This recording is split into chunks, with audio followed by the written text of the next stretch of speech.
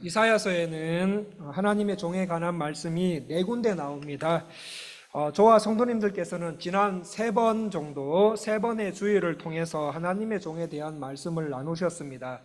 첫 번째 이사야 42장에 나오는 하나님의 종은 진리 가운데 떠들썩하지 않고 조용함으로 상한 갈대와 꺼진 등불 같은 사람들을 회복시켜서 하나님의 공평과 정의를 세우는 종입니다. 한 영혼을 귀하게 여기고 살리는 사역으로 인해서 세상 사람들이 하나님의 말씀을 앙망하며 기대하는 일이 일어난다. 그러므로 교회와 성도는 이 종의 핵심 사역과 내용을 주목하고 우리 신앙생활에도 적용해야 한다고 말씀을 드렸습니다.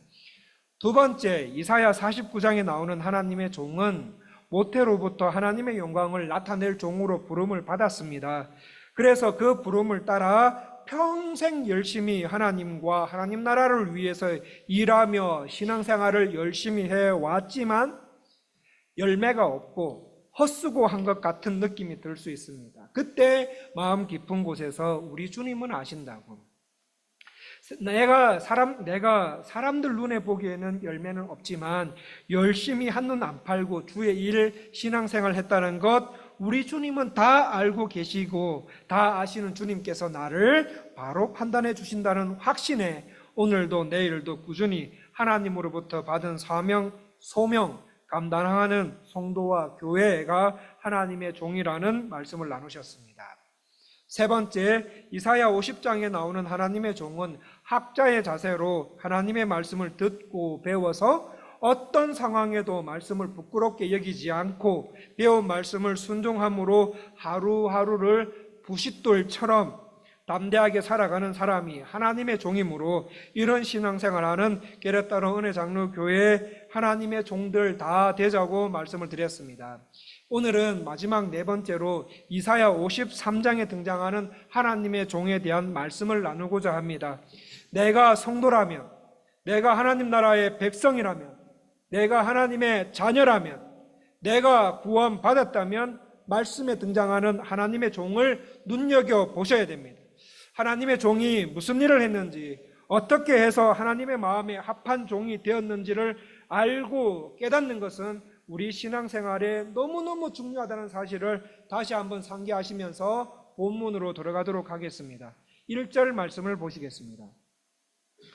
우리가 전한 것을 누가 믿었느냐? 여호와의 팔이 누구에게 나타났느냐? 1절 말씀을 보시면 여호와의 팔이 나타났습니다. 여호와의 팔이 누구에게 나타났습니까? 하나님의 종에게 나타났습니다. 여호와의 팔이라는 말은 하나님의 전능하심, 하나님의 절대적 승리를 뜻합니다. 이런 의미의 여호와의 팔이 이 하나님의 종에게도 임합니다. 그러면 이 하나님의 종은 어때야 됩니까? 승리해야 됩니다.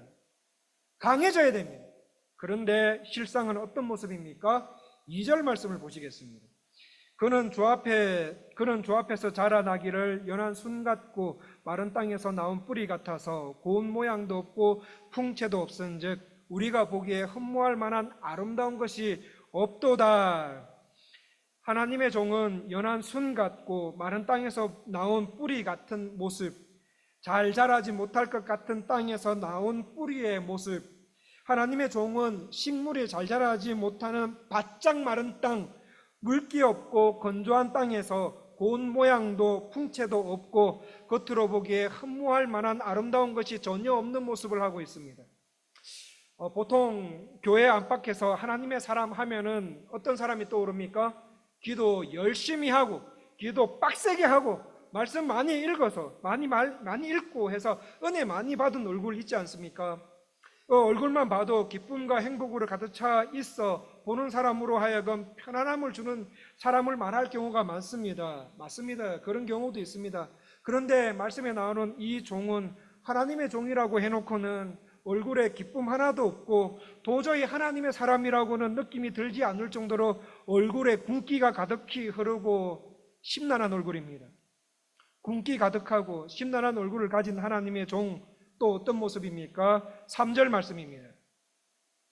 그는 멸시를 받아 사람들에게 버림받았으며 간고를 많이 겪었으며 질고를 아는 자라 마치 사람들이 그에게서 얼굴을 가리는 것 같이 멸시를 당하였고 우리도 그를 귀히 여기지 아니하였도다.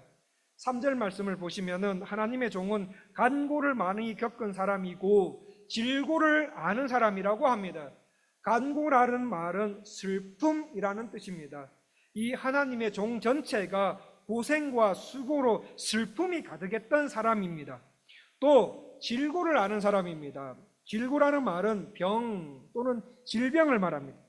질고를 아는 사람은 병을 아는 사람, 이 의사 같은 사람을 말하는 것이 아닙니다. 의사 같은 사람을 말하는 것이 아니라 병치레를 극심하게 경험한 사람을 말합니다. 그래서 자신이 병치레를 극심하게 해봐서 병치레를 하는 또 다른 사람의 마음을 잘 아는 사람을 의미합니다. 하나님의 종은 슬픔과 고생으로 가득한 삶을 살았고 그렇게 살면서 여기가 나으면 저기가 아프고 저기가 나으면 여기가 아프고 그렇게 하면서 평생 병치레하면서 살아간 사람이었습니다. 인생에서 사람이 살아가는 과정 속에서 가장 사람들이 원하는 복 중 하나가 무병장수의 복 아니겠습니까? 이 사람들은 오랫동안 병 없이 건강한 사람을 복받았다라고 말합니다. 그런데 하나님의 종은 고생이라는 고생은 다 하면서 건강의 복도 없고 장수의 복도 없습니다. 그래서 어느 누구도 이 사람을 보고 하나님의 사람이다, 하나님의 영이 임한 사람이라고는 믿지 않을 것 같습니다. 아니나 다를까 종에게 이런 삶이 계속되니까 주변 사람들로부터 얼굴 가리움 당하고 주목받지도 못하고 멸시를 당하고 결국 아무도 그를 귀히 여겨주지도 않습니다. 우리조차도 그렇습니다. 우리조차도 그를 귀히 여겨주지 않을 때가 있습니다. 그리고 다음 구절에서 계속 하나님의 종의 모습을 말해주고 있습니다. 4절 말씀입니다. 그는 실로 우리의 질구를 지고 우리의 슬픔을 당하였거늘 우리는 생각하기를 그는 징벌을 받아 하나님께 맞으며 고난을 당한다 하였노라. 말씀에서 질구라는 말이 또 나왔습니다. 질구라는 말이 또 나올 만큼 이 하나님의 종은 그의 인생에서 슬픔을 당한 일들이 많았고 당할 일도 많은 슬픔의 사람이었습니다. 그런데 누구의 슬픔이라고 하십니까? 하나님의 종 자신의 슬픔이라고 합니까? 아닙니다. 우리의 슬픔입니다.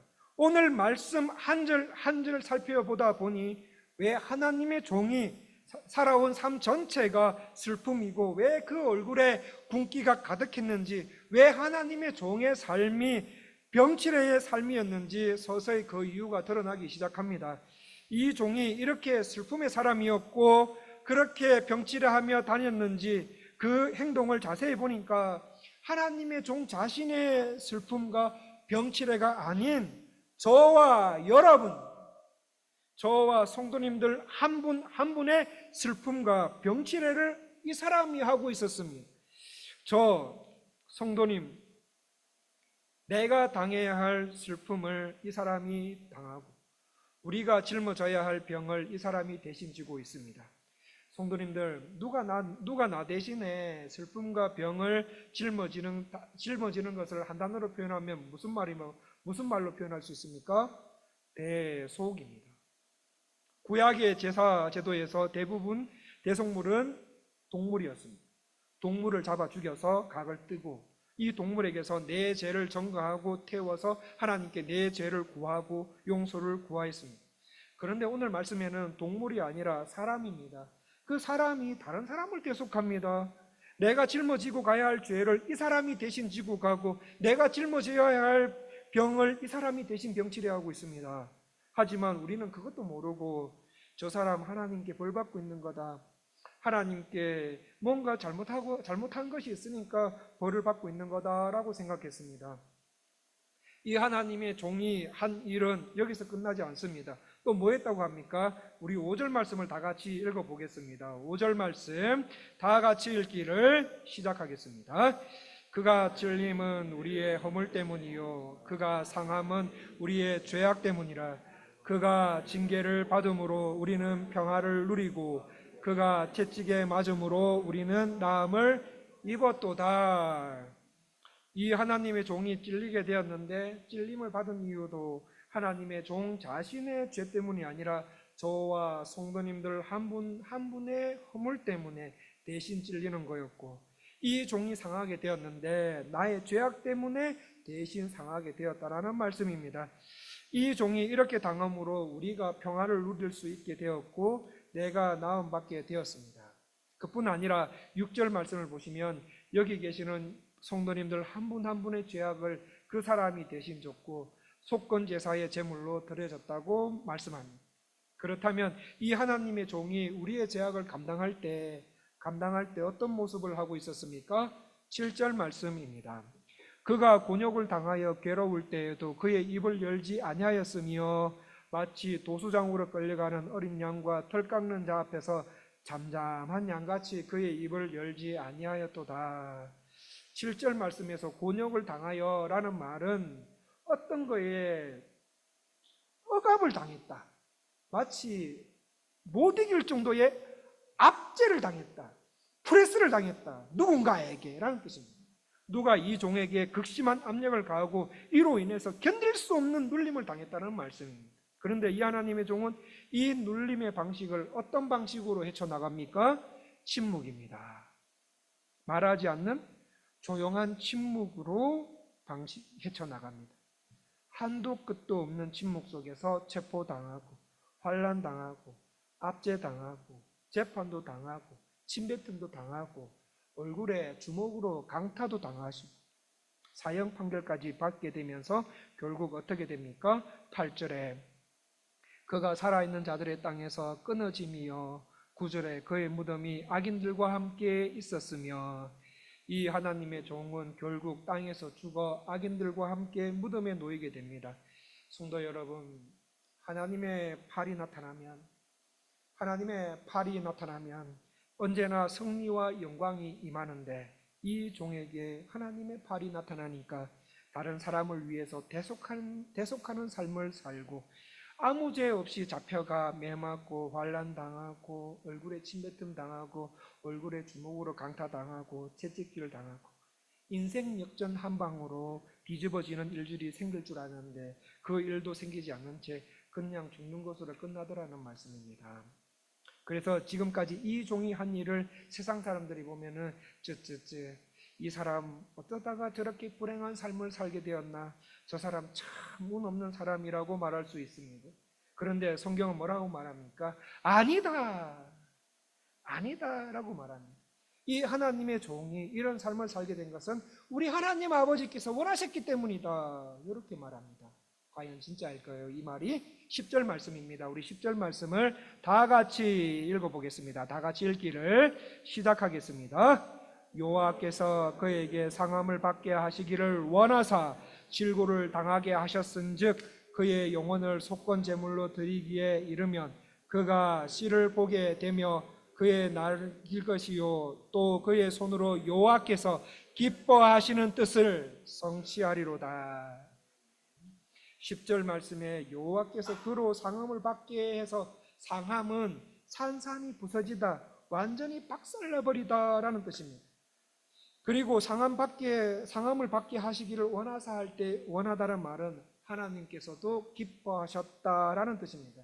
즉 이 종이 그렇게 산산이 부서지고 박살날 정도의 삶을 사는 것이 하나님의 원함 가운데 일어난 사실이었다는 말입니다. 왜 하나님께서 이 종의 삶이 박살났는데도 기뻐하십니까? 하나님의 종의 산산이 부서진 삶을 통해서 여러분 한 분 한 분, 더 나아가 많은 사람이 어렵게 되고 많은 사람들의 죄악을 담당했고 나중에 영혼에 수고한 것을 만족하게 여기며 하나님께서 그 종을 높이시기를 원하셨기 때문입니다. 성도님들, 오늘 이사야 53장에서 나오는 하나님의 종, 이 하나님의 종이 한 행동을 보시면은 생각나시는 분 계십니까?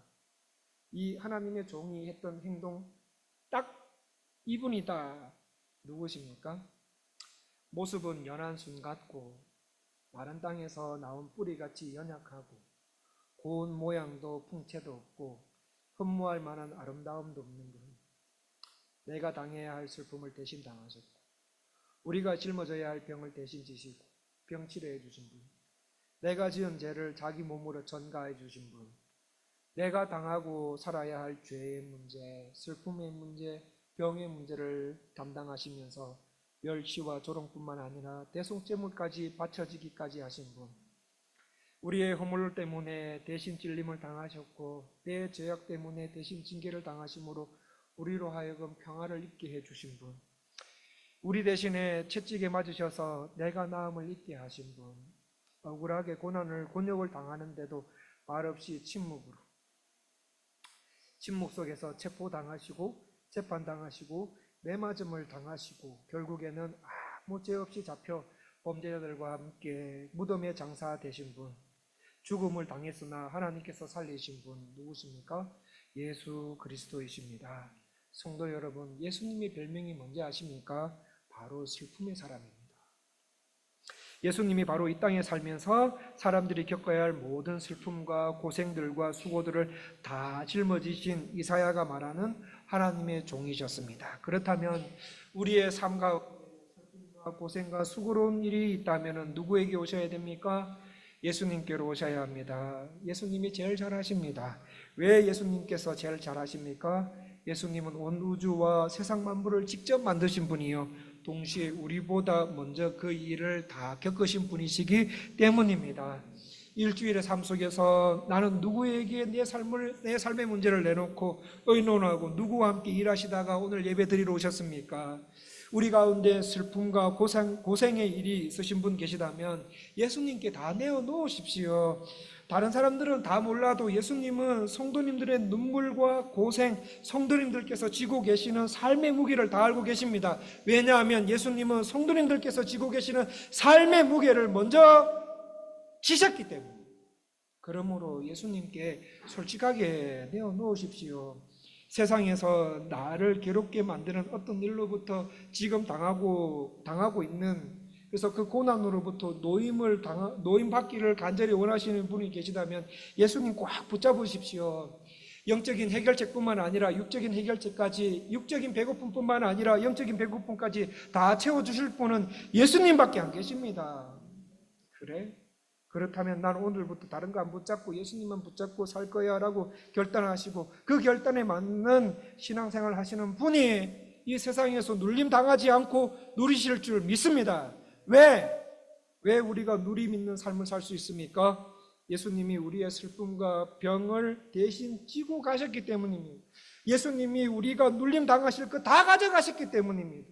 마가복음 5장에 보시면은 예수님께서 혈루병 여인을 고쳐주신 사건이 나옵니다. 혈루병 여인이 예수님의 옷을 만졌을 때 예수님은 자기의 몸에서 능력이 나간 것을 아셨습니다. 예수님의 몸에서 능력이 빠져나갔다면 자, 나갑니다. 그러면 이 여인의 병은 낫게 됩니다. 이 여인뿐만 아니라 자신의 병을 고치기 위해서 예수님을 찾아온 자들마다 예수님의 능력은 나갔습니다. 예수님의 능력은 나갔고 병 고침은 받고, 예수님의 능력은 나갔고 병 고침은 받고, 이런 식으로 예수님은 병든 자의 병을 고치셨습니다. 우리 가운데 영적으로나 육적으로나 병드신 분이 계십니까? 특히 영적으로 병드신 분이 계십니까? 성도가 영적으로 신앙적으로 병에 걸리면 일단 하나님으로부터 오는 기쁨이 사라집니다. 기쁨이 없습니다. 세상 생활도 물론이요, 교회 생활도 기쁨이 없고, 더욱이 교회에 오셔서 예배드리는 이 예배를 드려도 감격이 없습니다. 그런데 신기하게도 돈은 잘 벌려야, 신기하게도 사회생활 하는데 돈 버는 데는 이상이 없습니다. 문제가 없습니다. 그래서 자신의 영이 병들었는지도 모르고 살다가 나중에 큰 인생의 위기를 겪을 때도 있습니다. 성도님들의 신앙을 한번 들여다보시겠습니까? 객관적으로 점검했을 때 나는 병든 사람이야 라고 판단이 되신다면 그 병 가지고 예수님께 내어놓으십시오.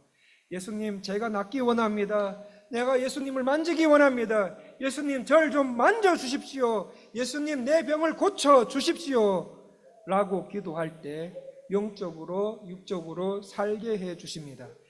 예수님은 저와 성도님들을 고쳐주시기 위해서 우리와 질구를 나누신 분이십니다.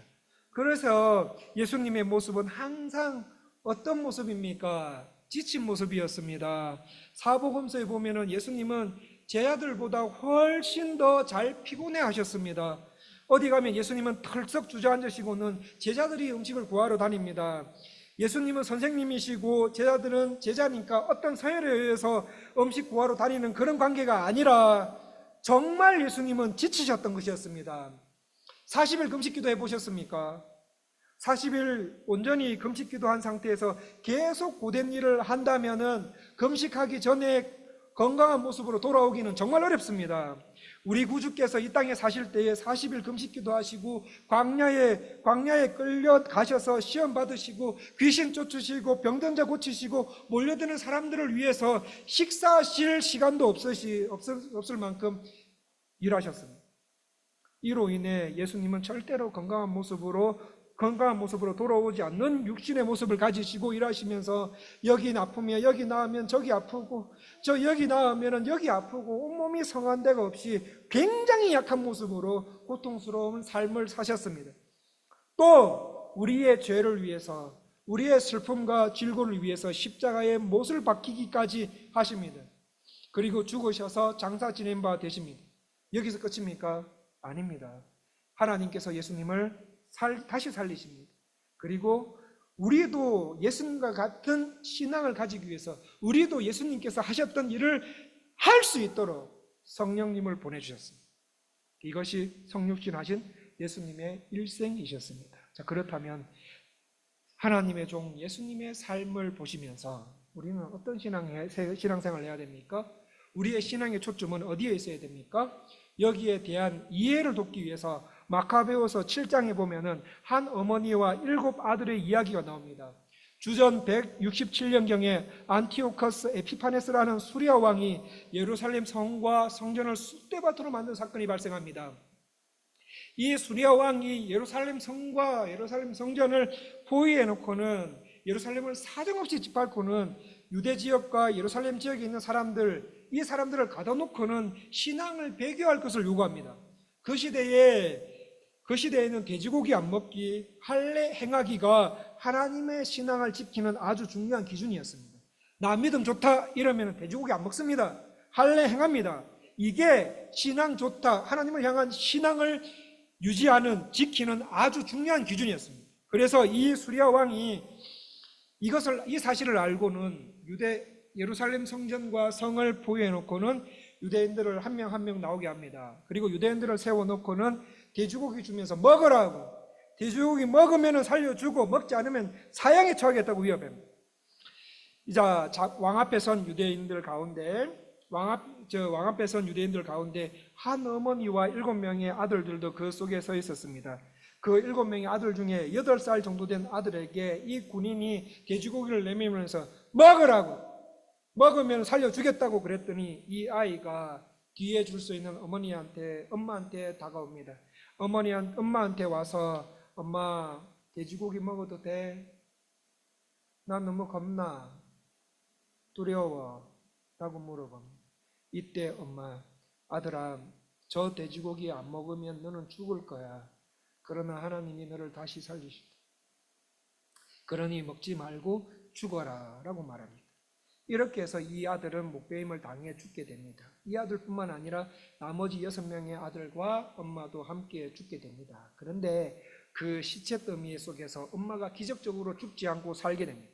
그 산 엄마가 그때부터 산같이 쌓여져 있는 이 시체 더미 속에서 7 아들들을 한 명 한 명 찾기 시작합니다. 그리고 그 7명의 아들들 중에 한 명의 아들 머리를 발견하게 됩니다. 그 아들 머리를 가슴에 모에 이렇게 싸가지고 가슴에 달고는 예루살렘 성전 거리를 뛰어다니면서, 아이고 우리 아들 하나님에 대한 신앙을 지키다가 죽었네. 아이고 우리 아들 하나님에 대한 신앙을 지키다가 죽었네. 하나님께서 우리 아들을 다시 살리실 것이다. 하나님께서 우리 아들의 육체를 다시 살리실 줄을 믿는다 하면서 막 엉엉 울면서 그 예루살렘 성전의 거리를 다니면서 외치기 시작합니다. 성도님들, 나는 하나님에 대한 신앙을 끝까지 지키다가 죽지만 하나님께서 나를 살리실 것이다. 하나님께서 내 육체를 다시 살리실 줄 믿는다. 이것을 2자로 표현하면 뭡니까? 부활입니다. 그렇다면 오늘 말씀에 나오는 하나님의 종 예수님께서 보여주신 삶을 통해서 성도님들 안에 꼭 있어야 할 신앙의 요소 중에 하나가 뭡니까? 나는 하나님에 대한 신앙을 끝까지 지키다가 죽는다. 하지만 하나님께서 나를 다시 살리실 것이다.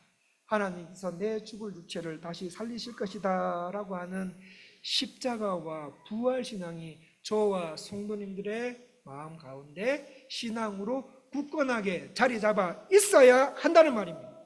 지금은 내가 예수 그리스도와 그분의 말씀에 순종하다 죽지만 하나님이 나를 살리실 것이라고, 하나님께서 내 육체를 부활시킬 것이라는 신앙, 어떤 일이 있어도 하나님 말씀 순종하는 삶을 불의와 바꾸지 않겠다. 성도님들, 비록 내가 말씀 순종으로 죽지만 하나님께서 나를 살리실 것이라는 확신 있으십니까? 죽으면 산다. 죽어야만 산다. 요한복음 12장에서도 예수님께서는 하나님의 밀이 되어 죽을 때에만 많은 열매를 맺을 것이라고 합니다. 성도 여러분, 말씀 믿고 죽어 보십시다. 내 인생의 여정 가운데 긴 암흑처럼 앞이 보이지 않는 캄캄한 터널을 건너가는 같을지라도 그 길, 이 오늘 주님께서 말씀하시는 십자가와 부활의 신앙을 가지고 그 길을 한번 걸어가 보십시다. 반드시 어두운 만큼 더 밝은 빛을 만나게 해주실 줄 믿습니다. 말씀 붙들고 죽는 자를 하나님께서는 반드시 다시 살리실 뿐만 아니라 사람 눈에는 보이지 않을 수 있지만 하나님 보시기에 선한 열매를 많이 맺게 해주실 줄 믿습니다. 그런데 이 부활신앙은 내가 편안할 때 만들어집니까? 아닙니다. 내가 편안할 때, 잘 나갈 때, 돈 잘 벌릴 때 만들어지지 않습니다. 만약 그렇다면 하나님이 이 종을 그렇게 붓기가 가득한 얼굴, 빌어먹은 모습으로 만들지 않았을 것 같습니다. 하나님께서 여호와의 팔을 그 종에게 임하게 하셨다면 무조건 승리하도록 하셔야 하는데 그렇지 않고 더 힘들게 만들고 더 연약하게 만드십니다. 그 이유가 무엇입니까? 이 종이 미워서입니까? 아닙니다. 성경이 말하는 승리하는 하나님의 종은 강력한 힘을 바탕으로 세력을 규합해서 나가는 그 군사적인 종이 아니라 바로 고난을 통과하는 하나님의 종, 하늘의 미랄이 되어서 땅에 떨어져 죽는 자가 하나님의 종이라는 것을 저와 성도님들께 가르쳐 주시기 위함이었습니다. 오늘날의 교회 안에는 다 그렇지는 않지만 점점 교회 안에서 세상적으로 승리하는 종들이 압도하고 있습니다. 예수 믿는 사람들이 높은 자리에 올라가면 갈수록, 예수 믿는 사람들이 높은 자리에 많이 올라가면 많이 올라갈수록, 많이 가지면 많이 가질수록, 세상이 어느 단체든 간에 리더하는 자리에 그리스도인들이 많이 나오면 나올수록 이 땅에 하나님의 나라가 그만큼 빨리 임할 것이라고 생각했습니다. 그래서 한때는 교회 다니는 사람들을 그렇게 가르쳤습니다. 그 결과 한국은 기독교인 대통령까지 배출합니다. 그런데 어떻습니까? 예수님 믿는 사람이 높은 자리에 가면 나라가 바뀔 줄 알았는데 눈꼽만치도 바뀌지 않더라는 말씀입니다. 언제 나라가 바뀝니까? 하나님께서 원하시는 고난을 통과하는 삶을 사는 사람들 통해서 바뀌더라. 고난당하신 예수님의 십자가의 삶을 사는 사람들에 의해서 바뀌더라. 기꺼이 하늘의 미랄이 되겠다고 각오하는 자들을 통해서 세상이 바뀌어지더라. 예수님께서 십자가에 못 박히시고 부활하셨을 때 그 부활하신 몸을 누구에게 보여주셨습니까? 사도행전 10장 41절에 보시면 모든 사람 백성에게 하신 것이 아니요 오직 미리 택하신 증인 곧 우리에게 하신 것이라 라고 말하고 있습니다.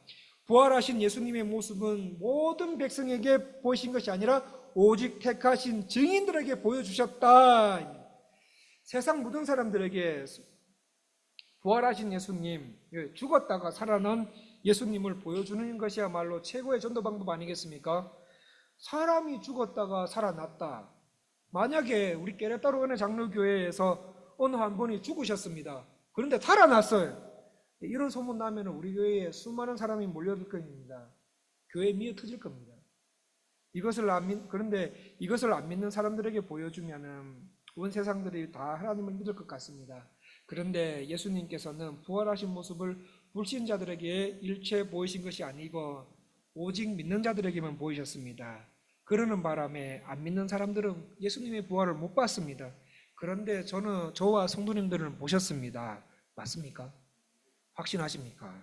성도는 예수님의 부활을 평생 믿고 평생 그 부활의 근거에서 살아가는 사람을 성도라고 합니다.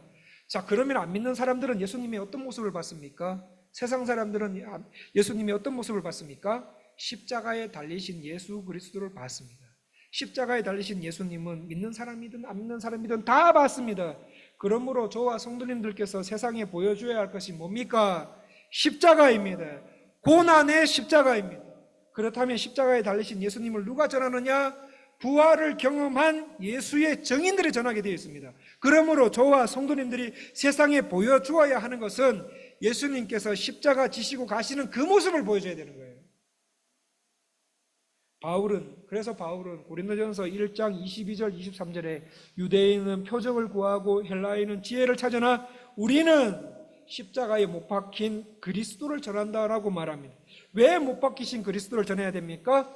못 박히신 그리스도야말로 이 땅 가운데 나타나는 하나님의 능력이 되시기 때문에 모든 그리스도인들의 교회와 그리스도인들과 교회의 최대의 사명이기 때문입니다. 성도님들, 하나님께서 말씀하신 바를 순종하다 보면은 고난 옵니다. 예수 믿는데 편하려고 생각하지 마세요. 잘 되려고 생각하지 마십시오. 예수 믿으면 고난 옵니다. 반드시 옵니다. 그러면 그 고난 세상의 방법으로 대해야 됩니까? 예수님은 어떻게 하셨습니까? 하나님께서는 예수님이 우리의 슬픔과 병과 죄악을 대신 지는 슬픔의 인생을 사시기를 기뻐하셨어요. 그런 하나님의 의도하심을 아는 예수님은 어떻게 하십니까? 하나님께서 기뻐하시는 일을 피하려고 하지 않고요. 피하려고 하지 않고 벗어나려고 하지 않으시고 그 고난을 당하심으로 통과하십니다. 우리도 이 예수님의 삶을 닮아야 하지 않습니까? 이 고난의 주님을 닮아가기 위해서 이번 주간에 고난주간 새벽기도 나오십시오. 자고 있는 자녀들 깨워서라도 데리고 오십시오. 제가 평상시 때 새벽기도 나오라고 말 안 합니다. 그런데 어떻게 보면 성탄절보다 더 귀하고 중요한 절기입니다. 이 기간만큼은 자녀들 깨워서라도 나오십시오. 혼자 오시기 힘들시다면 서로 카풀 해서라도 나오십시오. 3월 26일부터 3월 29일밖에 3월 29일, 26, 27, 28, 26, 27, 28, 29 나흘밖에 안 해요. 우리 교회는 얼마나 좋아해요.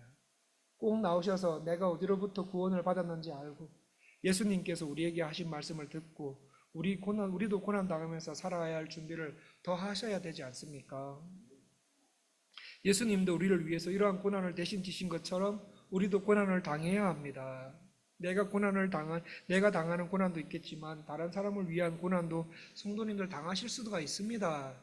자녀들을 위해서 남편들, 아내들, 친지들, 이분들 이웃들 하나님께로 돌아오게 하기 위한 고난을 당하실 수도 있습니다.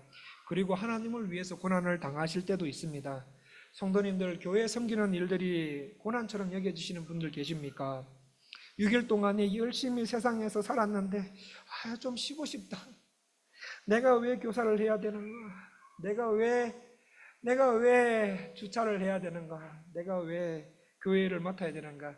작년 연말에 은혜만 안 받았어도 안 하는 건데 이 교회 다니면서 여기서 누구랑 마주치지만 않았어도 내가 이 일 안 한 건데 내가 왜 교회를 일을 해야 되나? 등 떠밀며 맡은 건데 세상 일도 바빠 죽겠는데 교회 일 부담된다.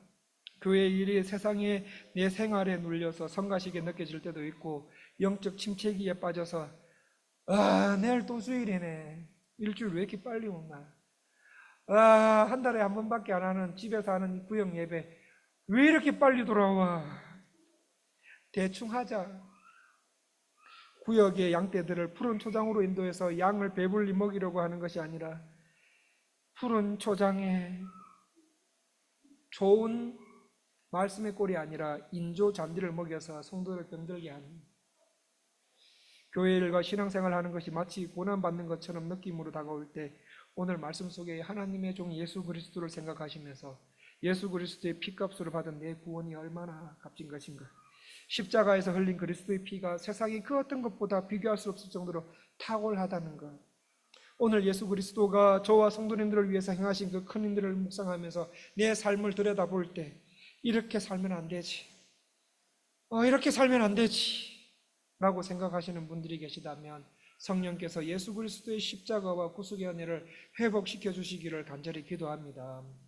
비록 내가 하나님의 말씀을 순종하고 지키다가 죽겠지만 하나님이 내 육체와 살들을 다시 살려주실 것이라고 확신하면서 세상 속에서 고난을 당당하게 겪었던 우리 신앙의 선배들을 고난받는 종 예수님의 삶처럼 세상을 하나님의 기뻐하시는 뜻에 따라 고난을 통과하는 십자가를 져서 그리스도의 부활의 영광에 참여하는 것, 이것이 우리 깨닫던 은혜 장로교회와 성도님들께서 달려가셔야 할 신앙의 방향이자 초점인 줄 믿습니다.